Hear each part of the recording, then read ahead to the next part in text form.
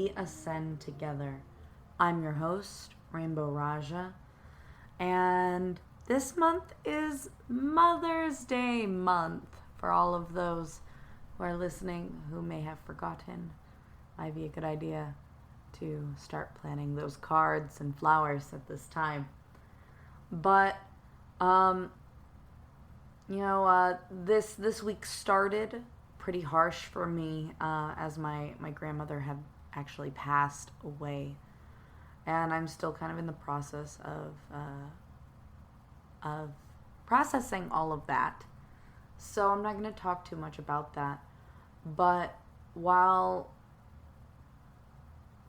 thinking about how my aunts and uncles had interacted with my grandmother and how my father himself had interacted with my grandmother the last few years, I really wanted to touch on the power of influence that our mothers have over our lives and over who we become, how we see ourselves.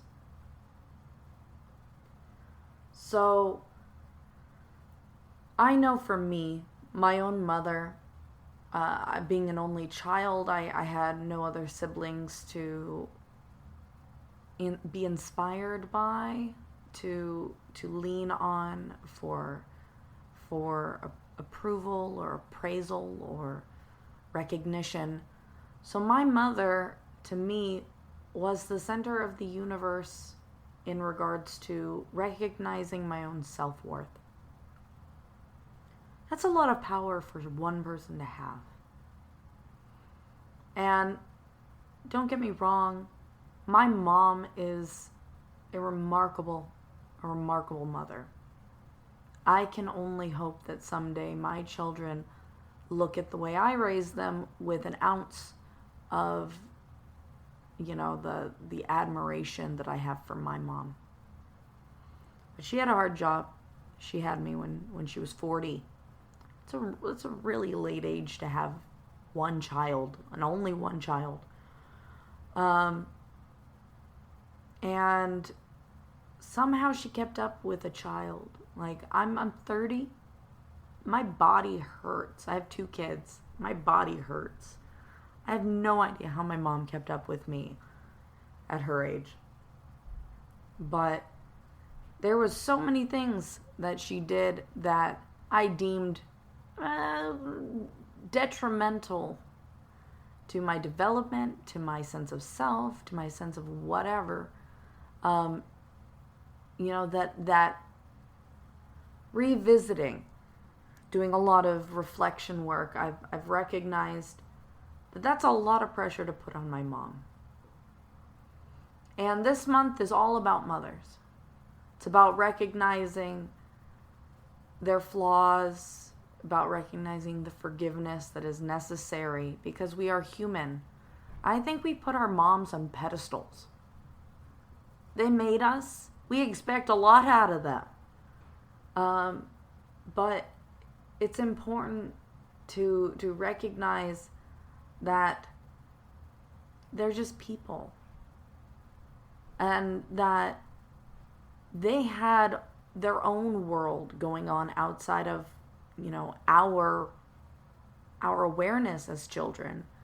They had marital issues and work problems and friendship dynamics and stressors at work and, God knows what kind of emotional issues they were having. Or, it's important that we as adults, grown adults, we look back at the mistakes and the choices and the accomplishments that our parents were able to bestow on us.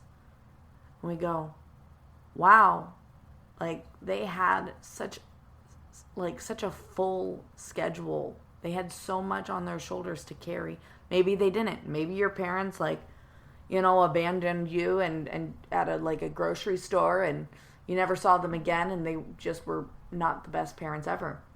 In which case, I am so sorry. I'm sorry you didn't get to experience a mother to love you in that way. But let me just paint a little picture of my childhood. My mom would get me up with a song. Every single morning she'd open my windows and let in beautiful prismatic rainbows, because she would hang little prisms in my windows. And so with the sunlight at 7 a.m., in came the rainbows, and she would wake me up with, "Wake up, wake up, wake up, you sleepy head. Get up, get up, get up, the sun is red." And Zippity Doodah, and all, so many little songs, so many songs that carried into now me being a mom, and I sing these songs to my children. And I was not a morning person. I have never been a morning person, and I don't know if I ever will be, but I know that as much as I did not like getting up in the morning, I did like those songs, and I loved seeing those rainbows pour into my room. My mom would put out my clothes every day, despite me fighting her. She was a little micromanaging in the sense that she wanted me to look my best. She really wanted to show me her sense of style so that I might begin to develop my own sense of style. I know she'd put my clothes out, and I'd get dressed in them, because it's much easier to put on clothes that somebody put out for you than it is to make your own outfit, you know. And I'd go downstairs, and at the table there would be a full breakfast. Like, we're talking, you know, like not even a poached egg, like a soft-boiled egg in a little tiny cup that you have to like ding the top off, and she'd have, you know, cinnamon toast and 2 pieces of bacon and pancakes, the whole works. And it was put out on a fancy tablecloth with fancy little note next to it, and like it always looked really nice. Like she had dressed up the table for Easter. There was always fresh flowers in front of my plate. Like, who has time for that? Who has time? I don't. I feel like such a failure of a mom sometimes, because I'm like, I don't have time to go out in my garden. Like, I don't even have a garden. I don't have time to garden. You know, like, I look back and I go, my goodness gracious, my mom put so much time and effort and love into me. I'd go to school. I'd open my lunch, and I wouldn't see a Lunchable there. Lunchables are neat. They're easy. No. My mom would cut up my sandwiches into cute little shapes. My mom always had healthy choices like hand-peeled oranges and cut apple slices. Never a whole apple. Never a whole orange that I had to do myself. Nope. She had done the work for me. Peeled off all those little veins that I did not like. Maybe even a handmade fruit salad that she had made that morning. And these sandwiches were like honey and peanut butter sandwiches, and, you know, like bologna sandwiches. And in every single meal, I didn't get candy. I didn't get a cookie. I get a little toy and a handwritten note every day. She would write a note on my napkin every day. And we're not talking like, "Hey, sweetie, hope you have a good day." No. My mom would not let that be. My mom wrote the most extensive, incredibly detailed notes. This morning, as I'm writing my note to you, my darling daughter, I'm listening to the birds. I feel the breeze on my skin. And I'm reminded of what a blessing life is, and what a blessing you are to me. You're such a little miracle. If it weren't for me deciding to have a kid at my age, you wouldn't exist, whatever it was. Whatever, but you can get the idea. I would come home, you know, my mom would pick me up, or I'd ride my bike home, or however I got home, and I'd come home. There would be a meal made for me with like art supplies out next to it. Like, this was my everyday. I had my own bedroom. I didn't have to share a room with anyone. I had my own bathroom. My room was like designer level, beauty, right? Despite all of this incredible childhood experience, for 10 years after, I probably started puberty, to be honest, I really resented my mom. I nitpicked every little thing she did.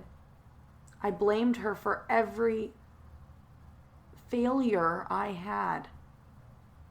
Not because she was the actual cause, maybe some of it. My mom did get real, I don't know. There were just some difficult years there. I think it was just easier for me to see those faults and to give excuses for why my life was going so poorly. As my parents, they didn't see all the warning signs that all these bad things were happening to me, so it's their fault. Well, I know better now. And I hope you guys start to evaluate your own relationships with your mothers, good or bad or indifferent, whether you have one or not. Just recognize what a mother is to you. What makes a good mother to you? What's the most important thing your mom ever did? Was it show up to your softball games? Was it the fact that she put on a play for you on your birthday? What was it?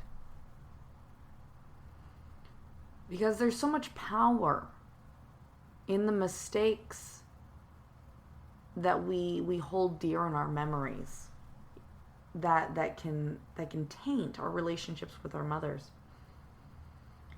Our memories hold power. Even just talking about all those good memories, it really was very humbling for me because I still have wounds to heal with my mom. And I know this month, working through mother wounds, I'm going to be doing a lot of work in healing those wounds for my mom and me.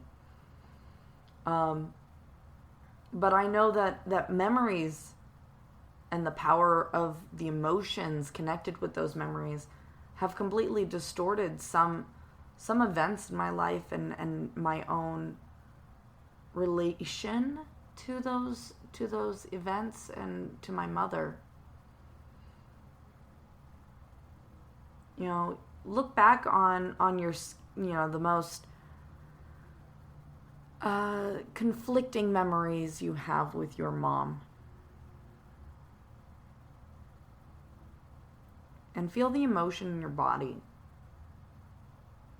What emotion were you feeling? Were you feeling abandoned? Were you feeling not heard? Did you feel like your mom didn't accept you? Maybe your mom was frustrated with you, just thought you weren't doing so good. That made you sad because you really wanted to do good. Maybe your mom didn't approve of what you were doing. It was like, oh, you're not wearing the right clothes. You look not good in that. Whatever judgment, whatever abandonment, whatever betrayal you feel, just know that I'm sure somewhere under that, whatever she said, whatever she did, it probably stemmed from love. Probably stemmed from love and other circumstances happening in her life.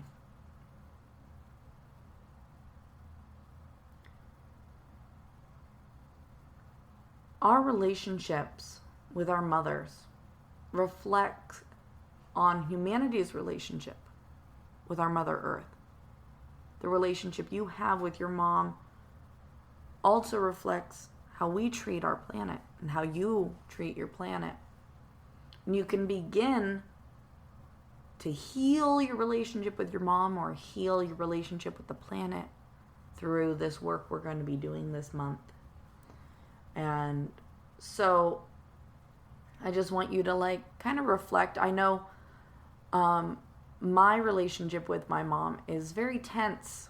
Some days it's really good. I can just call her and kind of decompress about my life and tell her a bunch of things I would never tell another person. I'm so open with her. I'm vulnerable. Sometimes that bites me in the butt, but sometimes it's really good because she's very supportive. And sometimes I sit outside and I talk to the earth the same way. But do I send my mom flowers when I should? And probably not. Am I planting flowers when I should? Definitely not. Am I watering my relationship with my mom with love? No, not really. In fact, sometimes I'm actually kind of mean. Not on purpose. Just wounds are raw, There's been some raw moments with my mom. So how can I start to water that relationship? Maybe if I go water the plants that I have at my house, I can start to water my relationship with my mom. I plant a plant. Maybe I can plant that seed of hope. So many people are estranged from their own mothers due to trauma, feelings of neglect, rejection, or abandonment. So too are we estranged from our own earth. We build these giant steel traps along her spine. We sell her bounty and claim it as mine. But we have to remember that our world and our own mothers created us, nurtured us, provided in the only ways they knew how, from a place of love. And that they had to do what they needed to do to give us the best chance that we have in this life. They focused on what they thought we needed. Maybe you didn't like that your mom only focused on, pageants. Maybe you didn't like that your mom only made you work on math. But maybe she saw that there was a weak point in math, and now you're an accountant. Now you're doing math every day.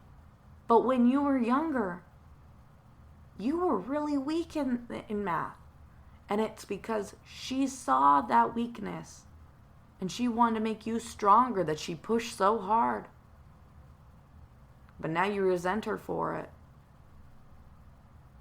Little do you know that push was what you needed to become who you are today. You can resent her all you want. But she set the foundation for you to build.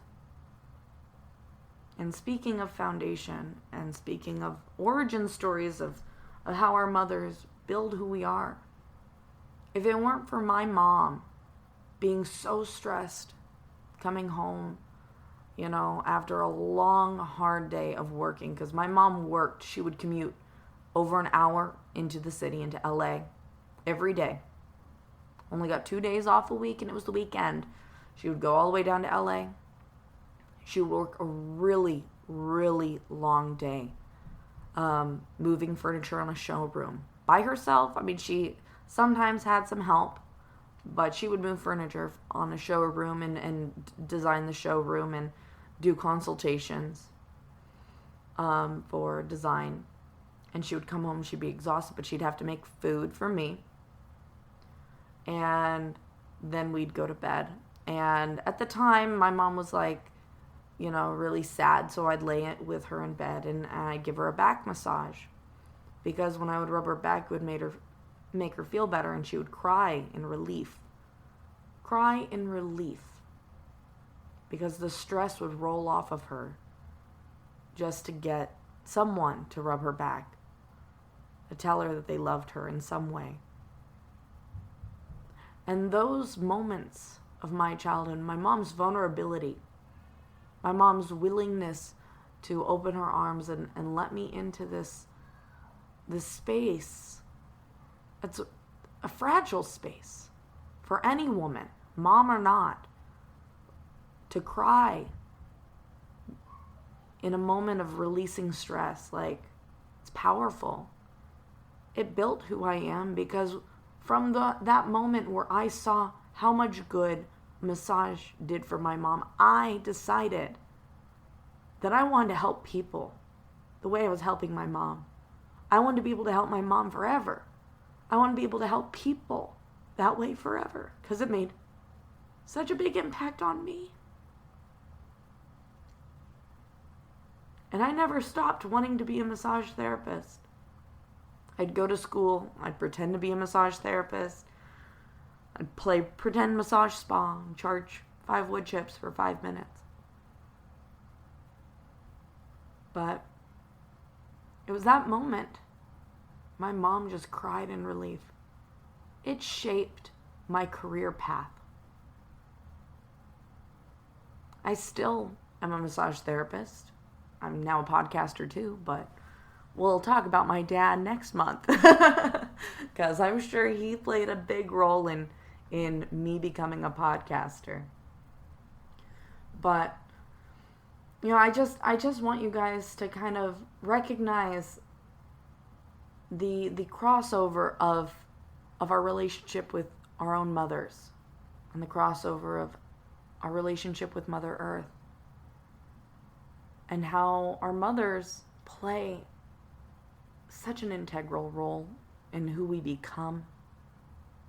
And that no matter what your mother has done, because I can tell you, my mother has slighted me in some really deeply painful ways.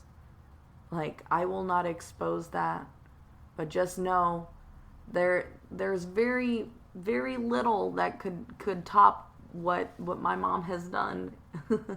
But I forgive her, and I recognize that every single step of our path together has been her trying her best in whatever way that she knew how. When those moments were happening, she made mistakes. We all do. We have to recognize the power in the wisdom of why our mothers do as they do, and how the power of forgiveness can really liberate an entire family from a crushing weight of blame and resentment. And I'm going to be practicing that with my own family. And I really deeply encourage that over this month that we all work together to heal any mother wounds that we have, to recognize the power of working with our mothers, the power of recognizing the nurturing moments our mothers have given us, so we can start to incorporate that in taking care of ourselves too. Well, I'm so excited for the rest of this month. I hope you guys have a great rest of your week. All right? Bye.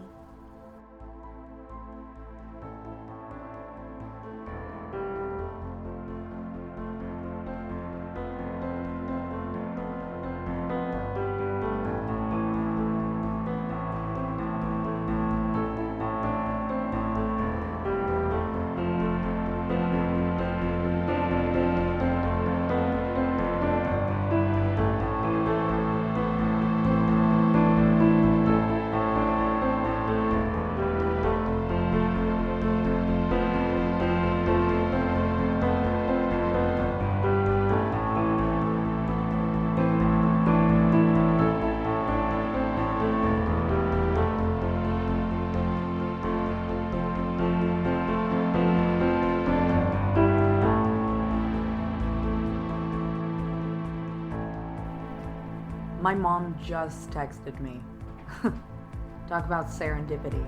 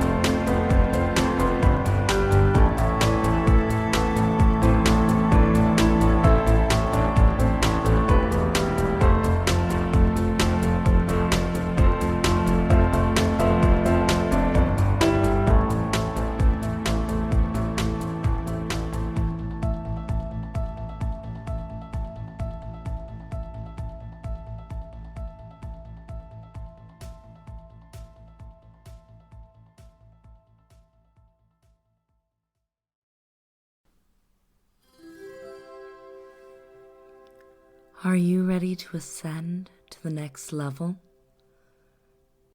This is Rainbow Raaja, your spirit guide calling. Please be sure to keep all arms and legs inside your vessel at all times. I'm just here to remind you to take some time today. Support Rainbow's Rising podcast. Go. Join the Discord community. Check out the Patreon. Get some stickers, custom tarot cards. Check out the merch. The merch. You know you want to. Go connect with Rainbow Raaja. Maybe even get a session. Who knows? Your support helps make this show possible. And she loves to support you. Help support her too.